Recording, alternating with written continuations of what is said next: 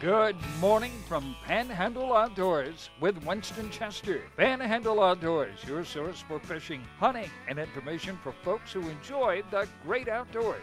Now sit back, relax. It's Panhandle Outdoors. Good morning, folks. Welcome to Panhandle Outdoors. I'm Winston Chester. I'm glad you're here this morning. Got a great show lined up, and we'll get started with our weather, brought to us by Haney Technical Center at 767-5500, corner of Baldwin Road and Highway 77. Run by and check it out there. Have all kinds of good programs. I think you would enjoy taking some of those. Now, the weather, we're in that rainy pattern. You know, I was looking at records. July historically is our wettest month of the year, and it's following suit the way we're having it this year. The other afternoon, I think Tuesday afternoon, that big heavy rain, I got right at 3 inches of rain that afternoon. That was just a downpour. You know, looking at these storms are covering the whole area, not just a little thunderstorm popping up. But the one thing I wanted to mention, and I watched this as it developed and watched it. You know, a lot of people see the big storm coming in and are aware of it, and they're sort of getting out from under outdoors and all, and getting in the shelter, which is good as it's coming in. But a lot of times that it'll come through, all the lighting, everything, then sort of subside, and people start going back outside. But it's still dangerous. There were 3 or 4 lightning flashes that really popped after that storm came through, and I thought about sharing that with you. It really, you got to really wait till you sort of see some blue skies and all to get on out of there. So just be aware of that, okay? High today 87, low tonight 77. Not a lot of big swing right there. Water temperatures at 86. Our river readings, the Apalachicola Bluntstown, it did have about a 1/10 of a bump. It's up to 0.8 foot. And it's a little muddy over there. I talked to some fellows over there, a little muddy on that river. And the Choctahatchee at Carabelle is starting to go up now. It's right at a foot this morning, and getting on up for the weekend, it's going to be up there around a little bit over 2 foot. So good movement. We've got a rising river on the Choctahatchee at Carabelle, okay? That takes care of our weather, and we'll take our break, and we'll be right back. Your vision is precious. If an emergency arises, you don't want to be sitting in a hospital waiting room. Accidents and injuries can happen outside of your workday. That's why our team of physicians provide emergency eye care to our patients anytime, day or night. You can count on your local experts in eye care to be there for you whenever you need us. The Eye Center of North Florida. 9 doctors, 1 vision, yours. At Panhandle Educators, we offer full-service banking. We're 5-star rated. A safe place for your money. Find us anytime, anywhere. Or come see us on Highway 77 north of the mall. On the east side, across from Rutherford High School. Come see us at the beach on R. Jackson Boulevard. We're here in Southport on Highway 77. Live or work in Bay, Holmes, Jackson, or Washington County? You can be a member. Join us. We'll take care of you.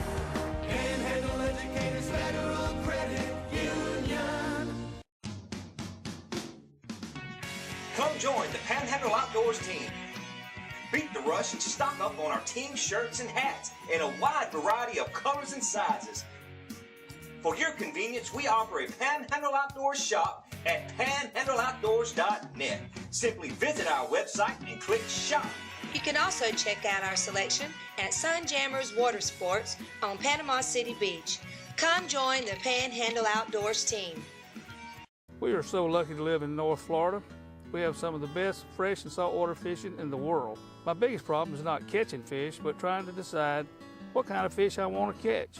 No matter what I'm after, I always stop at Sunjammers Water Sports first. They have just what I need: rods and reels, line, tackle, and most important, live bait. Yes, sir, we sure are lucky.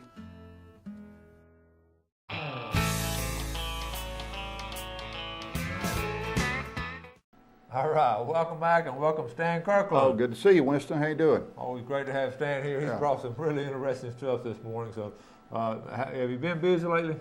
Yeah, Winston, things are hopping. It seems like things never come down. I know I was reading the reports this week, and it's just amazing at the diversity of things going on, the officers involved in, from everything from, search and recoveries. We had since I was last on your show, we've had several serious boating accidents. One, in Pensacola that killed an astronaut, a retired astronaut, Alan Poindexter, who was 50 years old. His son, he and his son were on a personal watercraft, and another son didn't see him stop and ran into the back, and the craft hit him, and he died from his injuries. So that was a tragedy. Same day, over in Chattahoochee Bay, had another personal watercraft injury where a couple from Tennessee, where the girlfriend was stopped in the water.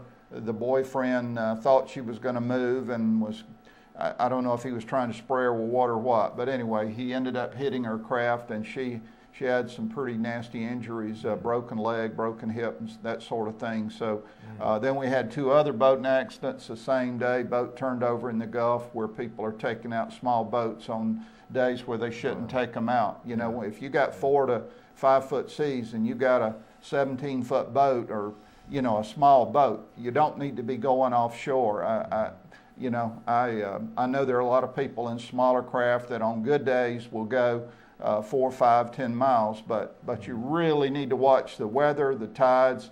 You need to know your weather predictions, whether we've got any thunderstorms coming in, like you do, and you don't want to push the envelope. Yeah.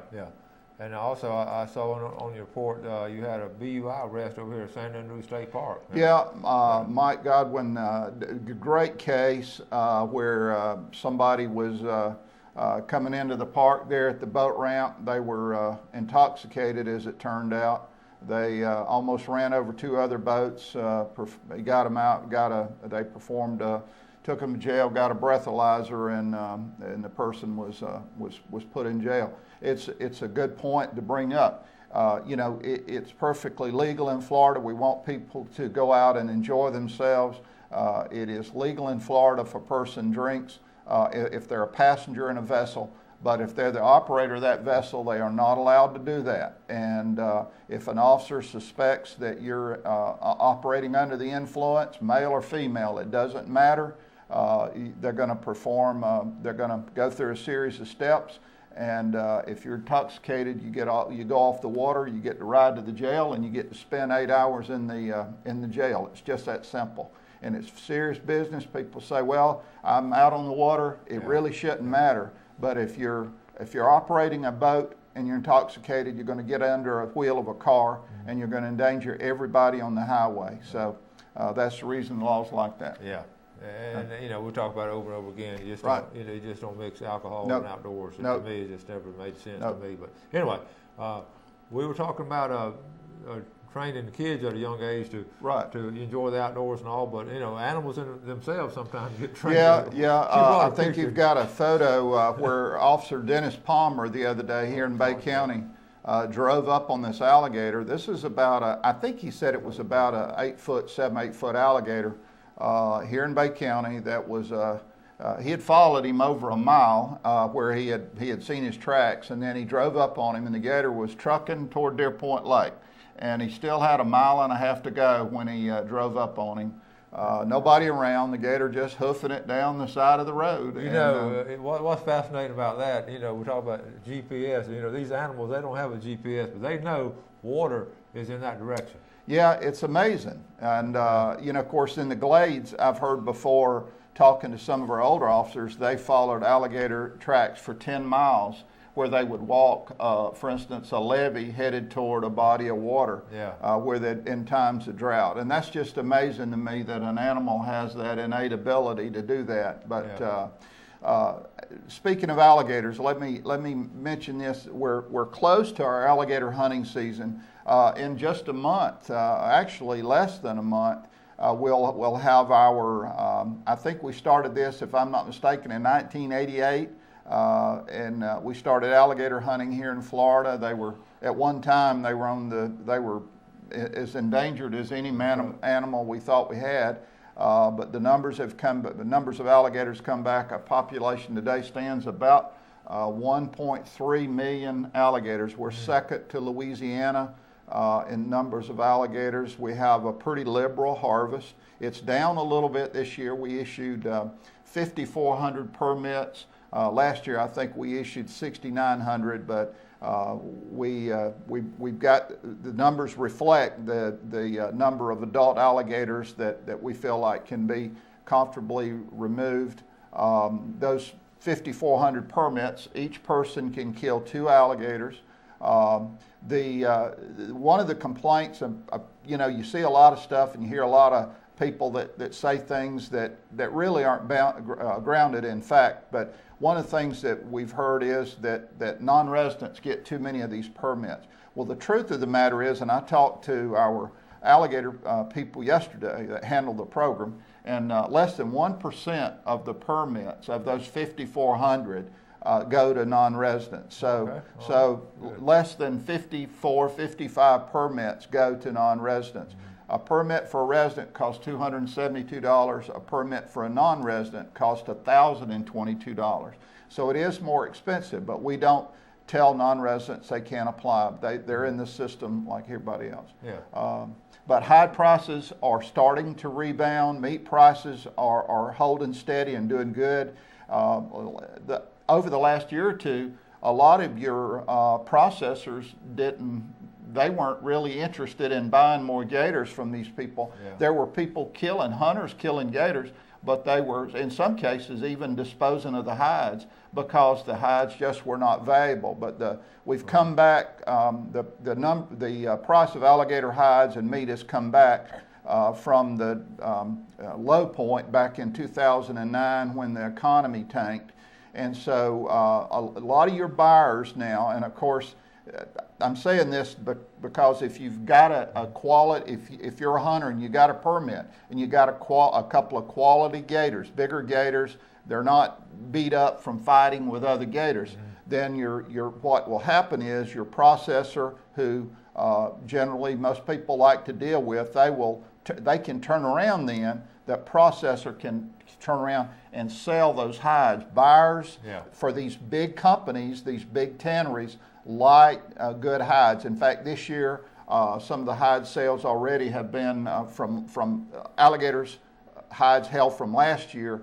They're already looking at $30 to $50 a foot. Now, those hides have to be tagged. You can't go out in the backyard and shoot an alligator and think you're going to sell it. They got to be tagged. You have to buy a permit and all that. So that's the only way you can move these. So anyway, things are looking up. We kill about 20,000 alligators a year in Florida through our private wetlands harvest, nuisance alligators that trappers removed, and this recreational season. Okay, all right, good stuff on gators. Okay, we're going to take this break and be right back and talk about some more of this good stuff. Clay O'Neill's Land Clearing. When you need land clearing, pond digging, road building, or any type of excavation, Clay O'Neill's Land Clearing is fully equipped to handle it. If the job is big or small, he covers it all, serving the Florida Panhandle from Madison County to Escambia County. He's just a phone call away. Hey, thanks, Clay, for another job well done. Harold Milling Company, rough and tough dog food. Harold Milling Company builds it. They build hog feed, they build dairy feed, they make chicken feed. They have specialty feeds for rabbits. If you got a worm farm, grandmother used to have a worm farm. Look at the Harold Milling Company. You want to go down and get the dog's not running anymore. That's all over with. You want to get that 16% and drop down from the 26% protein. You don't want over to get fat. Harold Milling Company, you can buy at almost any feed store in the Panama City area. AMW Trailers, Austin Machine Work, trailer repair of all kinds.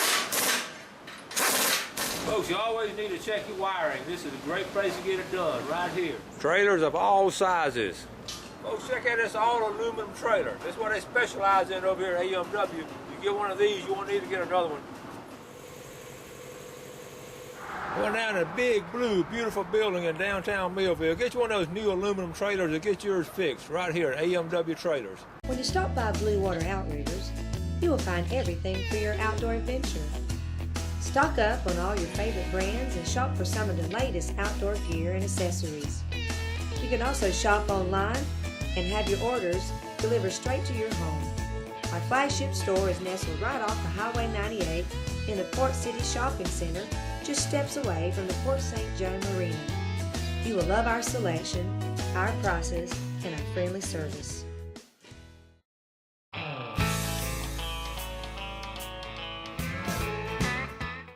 All right, welcome back, folks. We're getting set up on a picture here. Sitting here with Stan Kirkland, one of my former students who just graduated. He's on the show, last student of the month, Eddie San Juan. sent me this nice picture of this grouper. He and his dad and his girlfriend Lindsay. They called a nice grouper, sent it to me by phone, and here it is. Good job, Eddie. Eddie and his girlfriend Lindsay Richardson. Remember, they were on the show about a month ago as our students of the month, and he's getting ready. The two of them getting ready to head to Gainesville, the University of Florida. In fact, he Facebooked me his picture, his ID picture. Now he's an official student. So good job, Eddie. I'm glad to see. You know, that's something fun to do, I guess, right before you go off for college and go out fishing with your dad and your girlfriend and just enjoy the great outdoors here and all. I tell you, a lot of people took advantage, of course, of the snapper season, and the weather was bad during early to mid part of June, and well, through just about the whole month of June. But a lot of snapper caught. I know my brother and a crew went out, and they did real well on Monday. Speaking of snapper, we're going to show you now. We had the most big snapper caught this year we have in a long time. Yeah, a lot of big snapper, and they say a snapper that is 22 inches long has more eggs than more than 100 snapper, actually about 175 snapper that are 17 inches long. One fish that's 22 inches long, the volume has more eggs for snapper production. So, see if you recognize this fellow here. That's Ken Paramore. Yeah, that's Captain Paramore. Talk about a big snapper. That is a big snapper. Yeah, that's a big snapper. He really, I don't know if he caught, now the season's over, so I don't know if we can hold him accountable. I just got this picture. I guess he caught it last day, maybe last weekend, but I don't know. We just you may need to grill him when he comes on. Then he also said I know Ken and several friends he fishes with. They did real well this season. Okay, one more picture. Talking about a grouper and all. Look at this grouper he caught. He had a good weekend. Yeah, isn't that a beautiful fish? That's a 27-inch grouper he caught, and that is a nice job, Ken. We'll have to talk about it though. That was legal. Now we'll have to check on that snapper. I don't know. That is a beautiful fish. Yes, it is. But you brought a picture here, and this is fascinating. Which one do you want to show first? Going over the fence, or yeah, going over the fence first. All right. Of course, there are two photos here I was going to show. One is the first one is a bear and a couple of cubs in a backyard on Pine Street over in the Marietta area. In case you don't think they can go over a little cub that weighs 10 pounds, can't go over a 6-foot privacy fence. Think again. This female bear, the sow, brought her cubs in this yard, and then you can see why they're coming in the yard. They're coming in. They've learned how to turn over garbage cans and get into garbage. And of course, it may be cute to some people, and these little bears are cute. But the problem is that mom's teaching these kids how to get into garbage, and then people are nervous about them. You know, people don't want to allow their children in the backyard. You know, and dogs and all that sort of thing. So. Important thing is secure your garbage cans. We have plans. We have all kinds of advice and plans. We can show you how to secure your garbage can, or either like we're doing over in the Fort Walton area, Marietta area, actually retrofitting garbage cans, or either in some cases we've got a pilot project going where the provider, Waste Management, is putting bear-proof cans out for people, and in other words, you've got a lock on them. You push in the lock to open the can. So as the number of bears increases, we're going to see more and more of these. We're going to have to respond to that, because some people simply want us to come catch the bears and haul them to Timbuktu, and turn them out where they can live to be old bears. And there's no place like that in Florida anymore. We've got a lot of people, and you don't have these areas now that bears won't leave and get into urban areas. And that Eglin property is a huge property, but there's a lot of stuff in there too. Yeah, over I think it's close to 400,000 acres. Huge. And Eglin's got a population. There's 8 subpopulations of bears in the state, but that Eglin population is doing pretty well. We get them on Tyndall. But there's not a day that goes by that our people don't hear from the people in the Fort Walton, Marietta, Shalimar area about bear issues. Wow, every day. Wow. It's an everyday thing going on. Yeah. We want to say, while we're talking about different things, I want to say a special good morning to John Davis out of Watapo. We're talking about what a great place. Yeah. John was born in Birmingham, but lived in Oklahoma for a long time. He used to drive down here. He was telling me he would drive down here 18 hours and spend 2 weeks down here fishing. Wow. That's a long drive just to go fishing. Yes. So he moved down here. Wow. He watches the show every morning. A lot of those folks up at Watapo watch the show. So we're going to say good morning to all of y'all. And wow. I know they enjoy fishing over there in East Bay, so we're going to do some stuff on East Bay pretty soon. But thank you, John, for that phone call the other day. Okay, now we got a summer hunt camp coming up, right? Yeah, Winston, it's at the Hard Labor Creek Plantation. It's July 23rd through the 27th. I'll leave this with you, and for anybody, it's for kids that there'll be instructors there from our agency and others that have been recruited to work with these kids. Like I say, it's July 23rd through 27th. It's $175, but they'll learn everything from hunter safety to well, there's a whole bunch of things they'll learn at the camp. But anyway, it's a good camp, good instructors, and so people can check into that if they're interested. Okay. And also at Hard Labor Creek, they have shooting now. If you want to take your rifle, pistol up, it's up in Washington County. You can go up, and for a very small fee, it's a great range that's now open to the public. All right, that sounds good. Let's take our last break, and we'll be right back. When you think of a successful hunting season, two things come to mind: Browning and C&G Sporting Goods. Browning is the best there is, and C&G Sporting Goods is your factory direct, full-line Browning dealer. C&G stocks Browning guns, camo, knives, scopes, gun safes, bows, and much more, including hunting and fishing license. Look over the new Browning BAR camo short track and X-Bolt rifles. Why pay good money for anything less than a Browning? Browning and C&G, the best there is. Home of the experts. Are you still waiting to do something with your IRA, 401k, annuities, or other investments? My dad has an economics degree from Vanderbilt University, and he helped me with my homework. A lot of people call themselves financial planners, but my dad passed a board exam to be a certified financial planner. He's very easy to talk to, and he spends a lot of time with me. To my existing clients, thank you for your friendship and loyalty through these uncertain times, and to everyone else, don't wait until it's too late. Call me today, and let's see if I can help. Bill Kramer needs to buy vehicles outright or take them in on trade. Our pre-owned business is great, and we need your vehicle this week to supplement our pre-owned inventory. Get a 15-minute no-obligation appraisal. We're buying Fords, Chevys, and Cadillacs. We're buying Toyotas, Nissans, BMWs, and more. You name it, we'll buy it. All years, all models. Nothing too old, nothing too new. Bill Kramer is buying them all, and we will not be outbid at Bill Kramer's Chevrolet, Cadillac, Buick, GMC. Sunrise to sunset.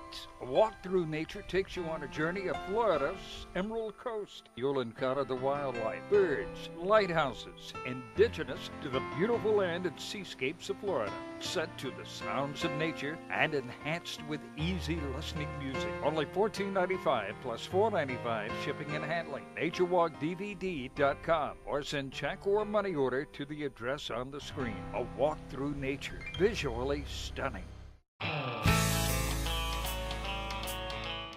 All right, welcome back. So glad you're with us this morning. Sit here with Stan Kirkland from FWC. Let's take a look now at our fish and game forecast brought to us by Express Lane. We're looking at our time this morning was from 12:49 to 2:49. We've passed that one, but this afternoon, if that big old thunderstorm don't pop in, we're looking at 113 to 313.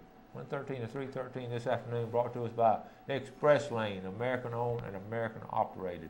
Now, Stan, you were mentioning 2 or 3 other important things. Well, just things of general interest that I think people will like to know.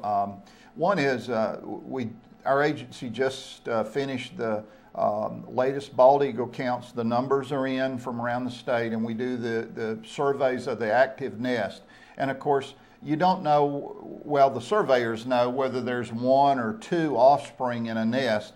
But we had the highest number we've ever had. In fact, the active nest numbers are up about 9% over 2008. But we had 1,457 nests that were active, and birds were raising young on or in. And that's the most recent survey that was just done in the last couple of months. So it's good to see that number get turned around that quick. Sometimes, you know, with government business, it can take a long time to find out something. But that is quick. Our bald eagle folks actually do aerial surveys, and they do these from a helicopter, and they're expensive, and in some cases they're they have to really watch they really have to watch what they're doing in the days that they can do it. But numbers of bald eagles are up. The other thing I was going to mention, Winston, is the bad news out of Texas.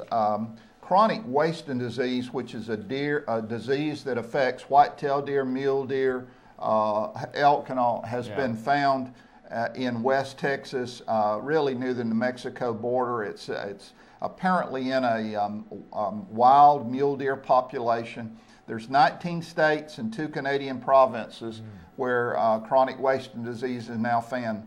And I'll tell you, this is a disease that we do not want. Unfortunately, it's getting closer and closer. It does not affect humans, but it is fatal to deer, to all of your deer species. It's passed from deer to deer. That is the reason that we do not allow people to bring back whole carcasses from states that have chronic wasting disease, because the disease organism is in the brain material, the spinal cord material. So if you go to one of these states, and now even Texas, and you kill a deer, or these other states, you have to bone out the meat, and if you're going to bring the rack back, it has to be a clean skull cut. In other words, you can't bring the whole head back. That's important, because a lot of guys here go out to Texas and hunt. They sure do. For a long time, so now we can't be bringing back any of that stuff from Texas. No, and we work with our taxidermist, and we've asked our taxidermist to let us know, and we don't want to get it to a situation where somebody's arrested over this. But we ask people to check if you're going to a state, if you're a hunter, if you're going to a state, you bought tags, you already been pulled, right now if you've been pulled for most of these states, unless you're just going to go on and hunt on open land. But if you're going to go to their website, check, find out if they've got chronic wasting disease. If you can't find any other way, call us here at our office, and we'll help you look and see if that state is positive for chronic wasting disease. Yeah, and we certainly don't want to get that. No, we don't want to bring that back, and that's why we don't allow people to bring in live deer from anywhere. You're not allowed to transport live deer in unless those deer are certified disease-free by a veterinarian, and then you have to have the documentation. We've had 1 or 2 instances where people have tried to skirt that, and unfortunately, when that happens and people bring in deer, then we have to go and through the legal process, and those animals have to be destroyed. So it's serious business. Okay. And expensive business. Well, Stan, thank you so much. That's thank you. A lot of good information. Thank you, Winston. We covered it all, from redfish to grouper to all kind of stuff. So, well, we want to thank you for watching the show, folks. We want to ask you to continue watching and support our sponsors, and we always try to bring you to our A game, bring you the very best we can. Right. Meanwhile, you have a great day today. Do something good for somebody, and God bless. Thanks for joining us for Panhandle Outdoors with Winston Chester. Panhandle Outdoors features hunting, fishing, and other activities and information to help you enjoy the great outdoors. Join us next time for Panhandle Outdoors.